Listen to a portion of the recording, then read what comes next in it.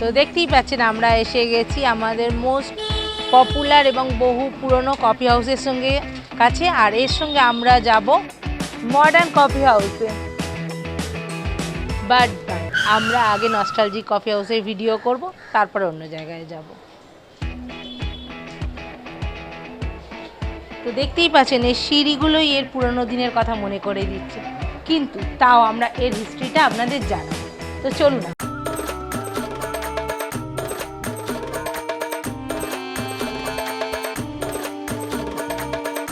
আজকে যেখানে দেখছেন ইন্ডিয়ান কফি হাউস, সেটা আদতে ছিল কেশবচন্দ্র সেনের বসতবাটি। আর কেশবচন্দ্র সেন 1876 সালে এই বাড়িটি লর্ড অ্যালবার্টকে দান করেছিলেন, আর তখন এই বাড়িটির নাম হয় অ্যালবার্ট হল।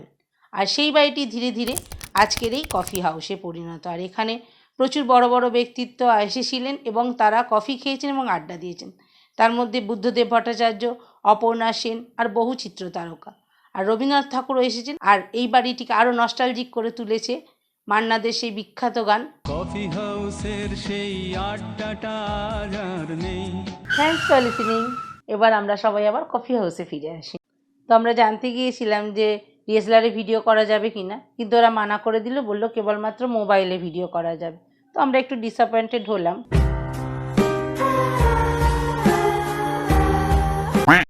তাতে আমার যাই আসে না, আমি আমার 150 কোটি টাকার মোবাইল বার করে ভিডিও করতে শুরু করে দিলাম।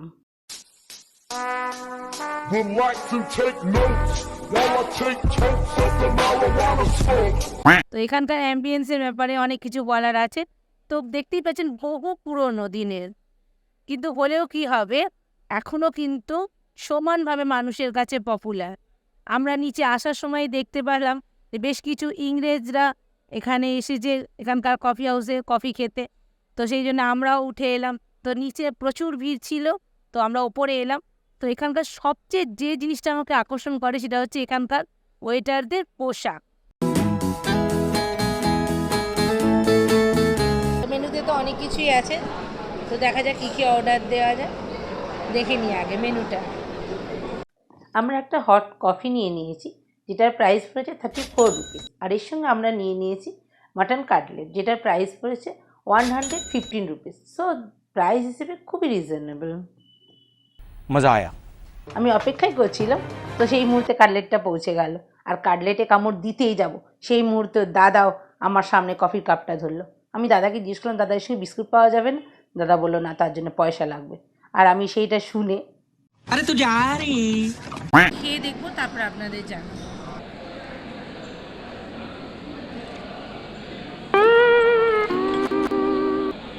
পুরো মুডটাই বিগড়ে দিল। এটা কফি মানে গরম জলে শুধু হালকা মিষ্টি, কফির মানে একটা তেতো ভাব লাগছে, কিন্তু কফি বলে তো একদমই এটাকে ধরাই যাবে না। মানে যদি আপনি নাম্বার দিতে বলেন, আমি 10-এ তো 2ও দেবো না, মানে এতটাই মোস্ট থার্ড ক্লাস। যাই হোক, একটু কাটলেটটা এবার খেয়ে দেখি।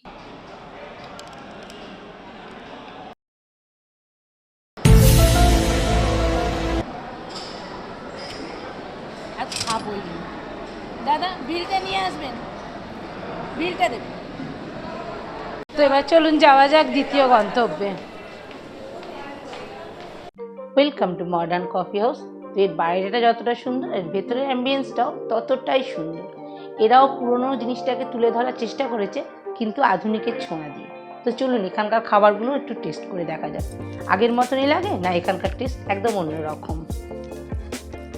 তো দেখতে পাচ্ছেন এটা হলো এখানকার মেনু।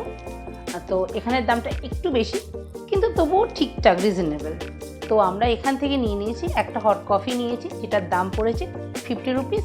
আর আমরা নিয়েছি এক প্লেট নুডলস, যেটার দাম পড়েছে 130। আর একটা নতুন ফিশ আইটেম নিয়েছি কং পাও, যেটার দাম পড়েছে 180 রুপিস। তো চলুন এবার খেয়ে দেখার পালা। Too good coffee, modern coffee হাউসের কফি কিন্তু একদম পারফেক্ট, একদম 10-এ 10। এবার আর দেরি না করে ঝটপট মেন কোর্সের দিকে এগোনো যাক। এখানকার অ্যাম্বিয়েন্সের সঙ্গে সঙ্গে এখানকার সার্ভিসটাও যথেষ্ট ভালো। আমরা খাবার অর্ডার দেওয়ার সঙ্গে সঙ্গেই পেয়ে গেছি। এখানে লোক কম বলে হয়তো সার্ভিসটা তাড়াতাড়ি দিচ্ছি, তাতে আমরা পেয়েছি, আমরা সেটাই জানাচ্ছি এখন। আপনারা এই সময় আসলে সার্ভিসটা খুব তাড়াতাড়ি পেয়ে যাবেন। তো চলুন এবারে খেয়ে দেখুন এখানকার খাবারের টেস্টটা কেমন সেটা বলি।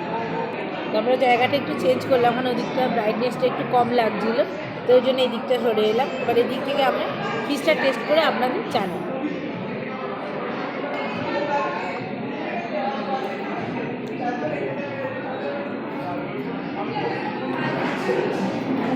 Much better. ওরা ফিশটাকে বলছে চিলি চিকেনের মতন, কিন্তু যাই হোক আমার টেস্টটা খুব ভালো লেগেছে, একদম নিউ টেস্ট লাগছে, চিলি ফিশের মতো লাগছে না, টেস্টটা খুব সুন্দর, একদম সস আর এখানে বেল পেপার আছে, প্রত্যেকটা জিনিস খুব জুসি এবং প্রত্যেকটা জিনিস খুব টেস্টটা মানে একদম পারফেক্ট লাগছে একদম। ভিডিওটা যদি ভালো লাগে তো অবশ্যই আমাদের সাপোর্ট করবেন আর আমার পেজটা ফলো করে আমাদের পাশে থাকবেন।